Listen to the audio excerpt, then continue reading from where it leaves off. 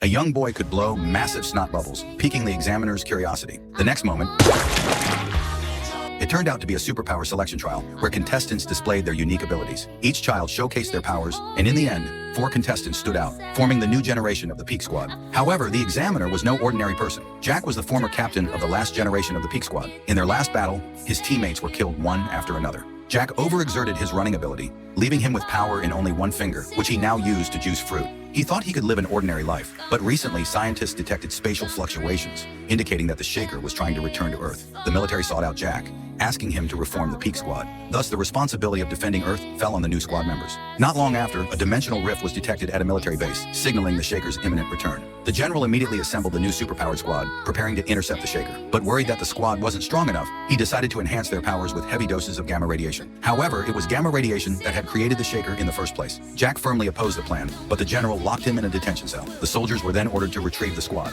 Seizing the moment, the squad swiftly took down the guards, broke into the detention cell, and successfully freed Jack. At that moment, a strange red sphere appeared in the room. A wave of energy rippled through the space, and a red-eyed man emerged from the sphere. He was the Shaker, wielding the most powerful superpower in history, capable of annihilating tens of thousands of armed soldiers with ease. Jack led the squad onto a spacecraft, escaping the base just before the hatch closed, and quickly reached the dimensional rift. Jack stepped forward alone, trying to reason with his former teammate, but it failed. The Shaker raised his hand and blasted Jack away. Just as the Shaker was about to strike the final blow, the squad arrived in time, but before they could act, the military fired a nano-binding net at the Shaker. With a single shockwave, the Shaker deflected the net directly toward the girl. As it was about to crush her, Jack suddenly regained his powers, saving the girl in an instant.